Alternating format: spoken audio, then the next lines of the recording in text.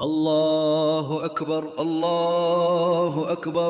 ला इलाहा इल्लल्लाह वल्हम्दुलिल्लाह वला हौला वला कुव्वता इल्ला बिल्लाह दुआए रहमतिन शरी या हाजा या हदा या रब्बू।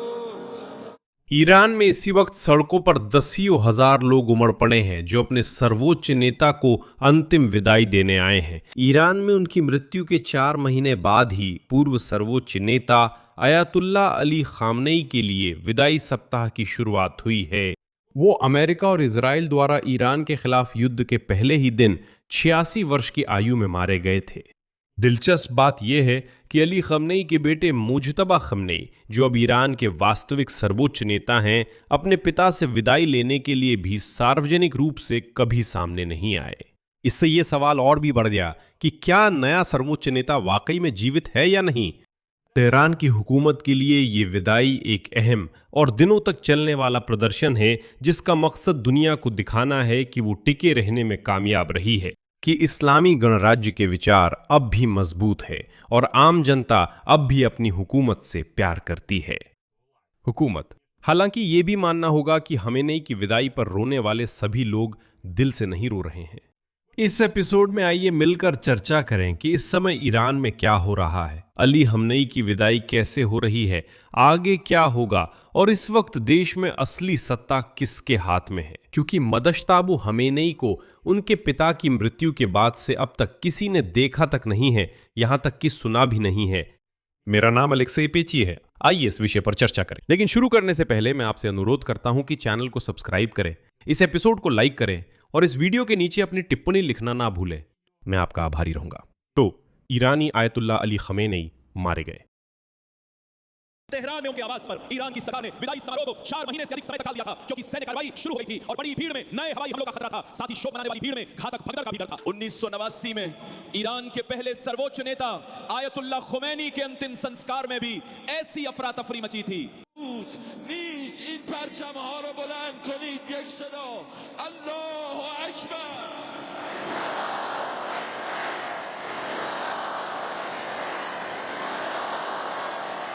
तो ईरानी आयतुल्ला अली खमेनी की मौत इसी साल 28 फरवरी को तेहरान में उनकी आवास पर इजरायली हवाई हमले के कारण हुई थी। ईरान की सरकार ने विदाई समारोह को 4 महीने से भी ज्यादा समय तक टाल दिया था। इसकी वजह शुरू हुए सैन्य अभियान और नए हवाई हमलों का खतरा था। लोगों की भारी भीड़ जमा होने पर और साथ ही शोक मनाने वाली भीड़ में जानलेवा भगदड़ के खतरे के कारण भी। वैसे ठीक ऐसा ही हुआ। माहौल में अफरा तफरी मच गई, क्योंकि एक साथ 3 मिलियन लोग उन्हें अंतिम विदाई देने पहुंचे थे। और फिर एक पल ऐसा आया जब खमैनी के पार्थिव शरीर को श्रद्धालुओं की भीड़ के दबाव में कमजोर लकड़ी के ताबूत से बाहर गिर पड़ा और उस पर पागल भीड़ टूट पड़ी। और फिर सैनिकों को लोगों को तितर बितर करने के लिए गोलियां चलानी पड़ी, जिससे कई लोगों की मौत हो गई। आखिरकार सर्वोच्च नेता से विदाई ने कई मौतों को जन्म दिया।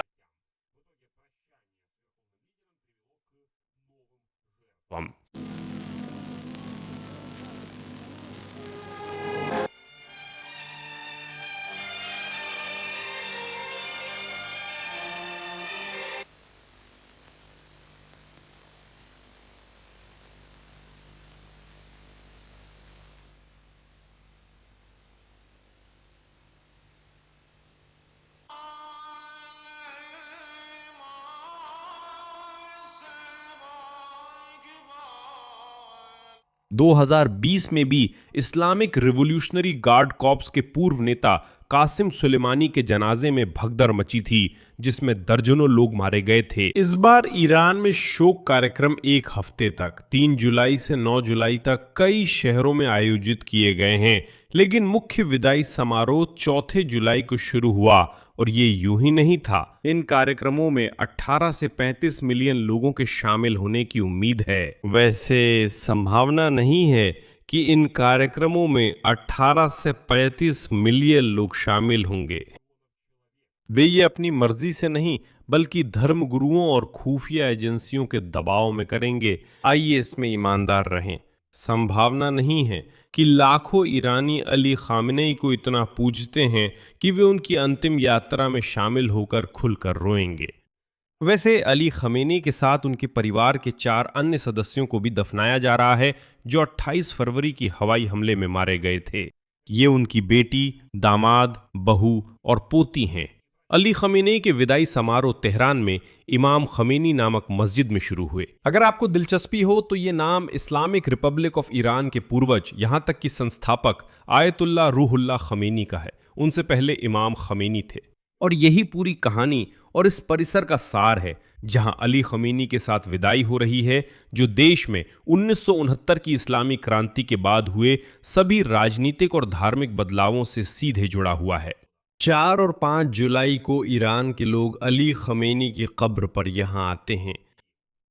इसके बाद 6 जुलाई को तेहरान में केंद्रीय सड़कों पर मुख्य शोक जुलूस आयोजित किया जाएगा। 7 जुलाई को ऐसा ही जुलूस पवित्र शिया शहर कुम में निकाला जाएगा। 8 जुलाई को शव को पड़ोसी इराक ले जाने की योजना है क्योंकि वहां भी बहुत सारे शिया हैं। और अंत में खामेनी को 9 जुलाई को दफनाने की योजना है। दिलचस्प बात यह है कि पूरे देश में, पूरे ईरान में अभी बड़े बड़े प्रचार पोस्टर लगाए गए हैं। प्रचार के होर्डिंग्स, बैनर जिन पर दिवंगत अली खामेनी और उनके बेटे तथा देश के सर्वोच्च नेता के उत्तराधिकारी माजतबा खामेनी के चित्र लगे हैं। लेकिन तस्वीरों के अलावा माजतबा खामेनी को अब तक किसी ने भी सार्वजनिक रूप से नहीं देखा है। मार्च में नया रहबर चुने जाने के बावजूद ये साफ नहीं है कि वो शोक कार्यक्रमों में सार्वजनिक रूप से दिखेंगे या नहीं। नियुक्ति के बाद से अब तक उनकी कोई तस्वीर, वीडियो या रिकॉर्डिंग सामने नहीं आई है। सिर्फ उनके लिखित बयान सरकारी टेलीविजन पर पढ़े गए हैं, जिससे सवाल उठता है कि क्या ये बयान वास्तव में उन्हीं के थे। उनके ससुर मदश्ताबी खमेनी का कहना है कि उनका अपने दामाद से कोई संपर्क नहीं है और उन्हें उनकी स्थिति के बारे में कोई जानकारी नहीं है। मदश्तबा खामेनी अपनी पत्नी के अंतिम संस्कार में भी शामिल नहीं हुए, जो 2 जुलाई को उसी हवाई हमले में मारी गई थीं जिसमें उनके पिता भी मारे गए थे। इसी वजह से बहुतों के मन में सवाल और भी गहरा हो गया है, क्या मुजतबा खामेनी वाकई जिंदा है या शायद वो बहुत पहले दुनिया से जा चुके और अब देश कोई और चला रहा है। अब विशेषज्ञ और पर्यवेक्षक सीधे कह रहे हैं, अगर 9 जुलाई को भी जब अली खमेनी का अंतिम संस्कार हो रहा होगा और उनका शव इराक से वापस लाया जाएगा, तब भी अगर माजतबा खमेनी सार्वजनिक रूप से नजर नहीं आते हैं तो इसका मतलब है कि यहाँ कुछ न कुछ गड़बड़ जरूर है और संभव है कि माजतबा खमेनी हमारे बीच काफी समय से नहीं है। ईरान ने खामेनी से विदाई की तारीख यूं ही नहीं चुनी, बल्कि खास तौर पर 4 जुलाई को चुनी, जब संयुक्त राज्य अमेरिका स्वतंत्रता दिवस मना रहा होता है। शोक कार्यक्रमों का आधिकारिक स्वीकृत प्रतीक चिन्ह अली खामेनी की मुट्ठी की तस्वीर जैसा दिखता है, जिस पर नारा लिखा है, हमें उठना होगा। खामेनी उस व्यवस्था के मुखिया थे जो किसी भी असहमति को विधर्म और बाहरी ताकतों की साजिश मानती थी और उसे बेहद बेरहमी से कुचल देती थी। 2009 की ग्रीन मूवमेंट या 2022 के महिला जीवन स्वतंत्रता के नारे के साथ हुए प्रदर्शनों से लेकर 6 महीने पहले पूरे ईरान में फैली दसियों लाख लोगों की उस लहर तक, जिसमें आयतुल्लाह शासन के अंतहीन और क्रूर शासन को खत्म करने की मांग की गई थी। इन प्रदर्शनों में हजारों लोग मारे गए और ये कुछ ही दिनों में भड़के थे। ये सब अमेरिका और इजराइल के युद्ध से पहले हुआ और ठीक कुछ ही हफ्ते पहले पूर्व रहबर की मौत हो गई थी। मैं व्यक्तिगत रूप से नहीं मानता कि इतने ईरानी सच में स्वेच्छा से सड़कों पर आकर खामेनी से विदाई ले रहे हैं, वो भी इतने दिखावटी ढंग से।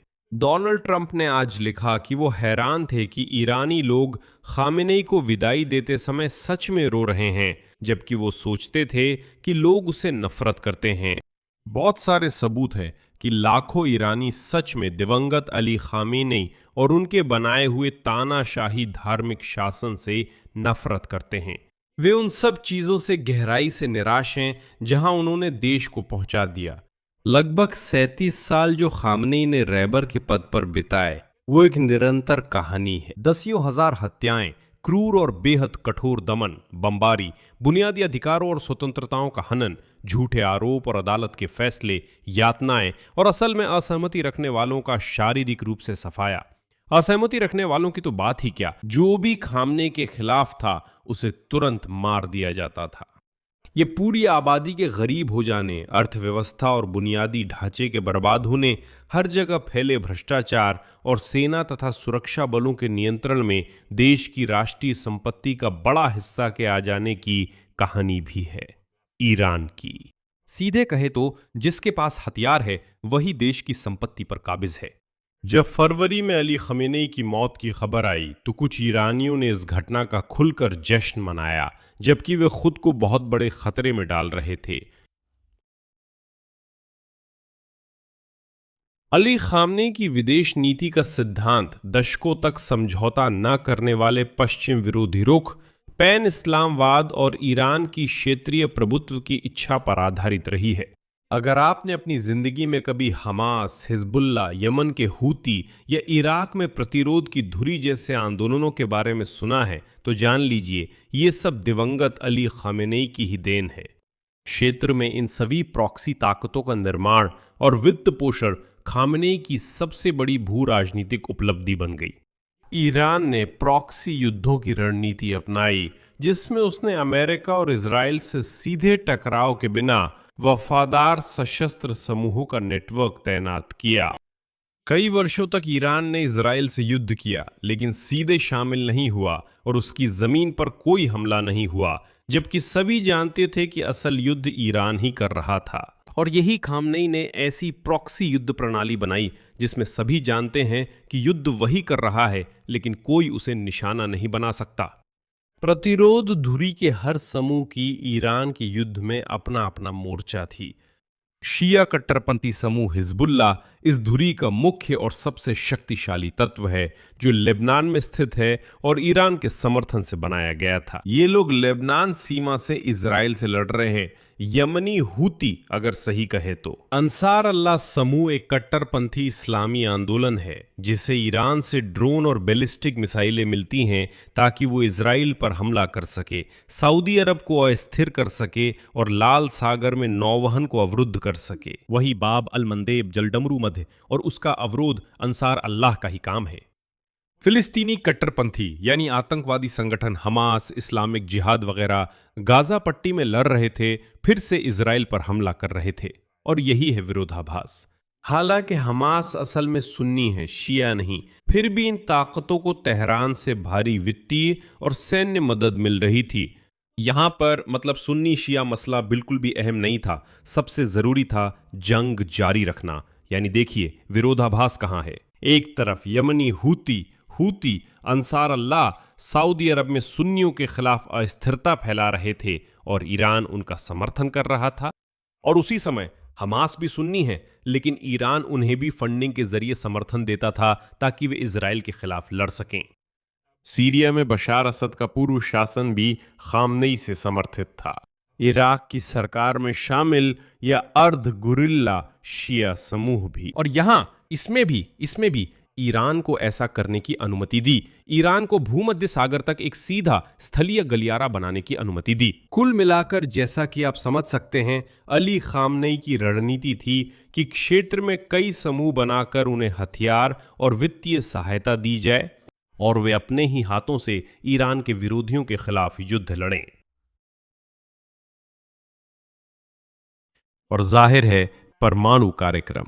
अली खामनेई ने देश के परमाणु कार्यक्रम को ईरान की संप्रभुता और पश्चिम से तकनीकी स्वतंत्रता का प्रतीक बताया। मैं याद दिला दूं, इस्लामी क्रांति से पहले पश्चिम ने ईरान की काफी मदद की थी।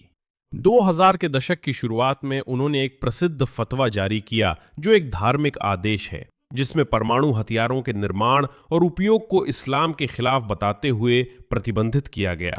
इस फतवे का यानी इस धार्मिक आदेश का ईरानी राजनयिकों द्वारा ईरान के शांतिपूर्ण परमाणु कार्यक्रम के प्रमाण के रूप में सक्रिय रूप से इस्तेमाल किया गया। और ईरानी राजनयिक हमेशा कहते थे कि हमारे आयतुल्ला का फतवा है जो हमें धार्मिक कारणों से परमाणु हथियार बनाने से मना करता है, इसलिए हम कथित तौर पर इसे बनाने का कोई इरादा नहीं रखते। हालांकि गाजा पट्टी के सुन्नियों का समर्थन करने के उदाहरण से हम पहले ही जानते हैं कि खामनेई को धार्मिक दृष्टि से बहुत सख्त सिद्धांतवादी नहीं कहा जा सकता। आखिरकार खामनेई ने एक ही समय में मौजूदा यूरेनियम भंडार के संवर्धन स्तर को परमाणु हथियार बनाने की सीमा तक लगातार बढ़ाने को मंजूरी दी थी, और उनका उद्देश्य ये था कि ईरान ऐसी स्थिति में पहुंच जाए जहां देश कुछ ही हफ्तों में परमाणु बम बना सके और, जैसा कि कहा जाता है, उस फतवे की कोई परवाह न करे। और फिर से चालाकी इसमें थी कि खमेनी हालात को इस मुकाम तक लाना चाहते थे कि जैसे ही कोई खतरा सामने आए वे एक झटके में परमाणु बम बना ले, लेकिन जब तक खतरा नहीं आता तब तक बम मौजूद नहीं है और फतवा भी कथित तौर पर नहीं टूटा है। वैसे फरवरी 2026 में उनकी मृत्यु के साथ ही उस फतवे की वैधता पर सवाल उठ गया, जिससे परमाणु सिद्धांत की समीक्षा को लेकर तीखी बहस छिड़ गई। और अब ईरानी मीडिया पहले से ही ईरानी समाज को तैयार कर रही है ये कहते हुए कि केवल परमाणु हथियारों का मालिक होना ही देश को संयुक्त राज्य अमेरिका से बचा सकता है, और इसमें कोई पाप नहीं होगा क्योंकि पवित्र फतवा अली खमेनाई ने जारी की थी, और चूंकि अली खमेनाई की मृत्यु हो गई है तो फतवा भी उनके साथ ही समाप्त हो गई। अली खामनाई के अनुसार संयुक्त राज्य अमेरिका हमेशा इस्लामी गणराज्य का मुख्य दुश्मन और बड़ा शैतान रहा है। संभव है वैसे वो सच में मानते थे कि वॉशिंगटन का अंतिम उद्देश्य तेहरान की आंतरिक और बाहरी नीति में बदलाव नहीं, बल्कि इस्लामी व्यवस्था का पूरी तरह से विनाश और उसके शासन का सफाया करना है। और उदाहरण के तौर पर वो अक्सर मुअम्मर कद्दाफी का हवाला देते थे, जिन्होंने पश्चिम के दबाव में आकर अपनी परमाणु कार्यक्रम छोड़ दी थी और आखिरकार उन्हें सत्ता से हटा दिया गया और मार दिया गया। और खामेनाई कहते थे कि अगर हम अपनी परमाणु कार्यक्रम छोड़ देंगे तो हमारे साथ भी बिल्कुल वही होगा। आखिरकार उन्हें सत्ता से हटाकर मार दिया गया। खामेनाई कहते थे अगर हम परमाणु कार्यक्रम छोड़ेंगे तो हमारे साथ भी यही होगा। 2015 में खामेनाई ने अनिच्छा से परमाणु समझौते को मंजूरी दी थी। हालांकि 2018 में संयुक्त राज्य अमेरिका के इससे बाहर निकलने के बाद ईरान ने सबसे सख्त रुख अपनाया, वॉशिंगटन के साथ सीधे बातचीत पर प्रतिबंध लगा दिया और किसी भी प्रतिबंधात्मक दबाव का जवाब तनाव बढ़ा कर दिया। अली खामनाई की बयानबाजी में इजराइल को हमेशा छोटा शैतान ही कहा गया। जैसा आपने समझा, बड़ा शैतान अमेरिका है और छोटा शैतान इजराइल। ईरान की विदेश नीति ने इजराइल के अस्तित्व के अधिकार को नकारते हुए दो राज्यों के विचार को खारिज कर दिया। यहाँ फिलिस्तीन और इजराइल की चर्चा है। खामेनाई नियमित रूप से यहूदी विरोधी कथाएं प्रसारित करते थे, हॉलोकॉस्ट के इनकार का समर्थन करते थे और ये दावा करते थे कि विश्व की राजनीति और अर्थव्यवस्था किसी गुप्त यहूदी साजिशकर्ताओं के नियंत्रण में है। लेकिन याद रहे, उन्होंने इजराइल से लड़ाई खुद नहीं बल्कि प्रतिरोध की धुरी के जरिए दूसरों से लड़ी थी। लेकिन ये सीधे ईरान, इजराइल और अमेरिका के सैन्य टकराव में बदल गई और अंत में उनकी हत्या पर खत्म हुई। अली खामनाई के लिए यह कहानी 28 फरवरी 2020 को समाप्त हो गई, जब इजराइल का हवाई बम सीधे उसकी आवास पर गिरा और वहीं उसे उसके अपने रिश्तेदारों के साथ दफना दिया गया। और अली खामनाई का यह संघर्ष का युग सबके खिलाफ, चलिए सबके खिलाफ को इन्वर्टेड कॉमा में लेते हैं, वो समाप्त हो गया। अब सवाल है ईरान का अगला कदम क्या होगा, क्योंकि माजतबा खामेनाई, उनके बेटे और उत्तराधिकारी के बारे में कुछ पता नहीं कि वो जिंदा हैं या कहाँ हैं, क्योंकि वो ना तो अपनी ही पत्नी की विदाई में आया, ना ही अपने ही पिता की विदाई में। उसे किसी ने नहीं देखा, किसी ने उसकी आवाज नहीं सुनी। माजतबा खामेनाई की एक भी ताजा तस्वीर तक नहीं है। ये केवल लिखित बयान है जो कथित तौर पर माजतबा खामेनाई लिखते हैं। इसलिए यह संभावना है कि देश की सत्ता बहुत पहले से पूरी तरह से इस्लामिक रिवोल्यूशनरी गार्ड कॉर्प्स के लड़ाकों ने अपने हाथ में ले ली है। और माजतबा खामेनाई एक तरह की गढ़ी हुई छवि है एक कथित नेता की, एक ऐसा आवरण है जिसका सहारा लिया जा सकता है। हमारे पास सर्वोच्च नेता है, इसलिए हम इस्लामिक रिपब्लिक की धर्म शासित विचारधारा को आगे बढ़ाते हैं। असल में माजतबा खामेनाई शायद काफी समय से मौजूद ही नहीं है, लेकिन उनकी कहानी का अंत कैसे होगा ये पता नहीं। अली खामेनाई की कहानी इन अंतिम संस्कारों के साथ खत्म हो रही है। जैसा कि आप समझ सकते हैं, उन्होंने तारीख यूं ही नहीं चुनी ताकि अमेरिकी राष्ट्रपति को चिढ़ा सकें कि अमेरिका में 250 साल हो गए हैं और हम इसी मौके पर विरोधाभास पैदा करेंगे। साथ ही अपने सर्वोच्च नेता को विदाई दी जा रही है। यहां मैं विराम लगाता हूं। आपकी राय, आपके निष्कर्ष इस एपिसोड के नीचे कमेंट्स में लिखें। इसलिए इस यूट्यूब चैनल को सब्सक्राइब करें।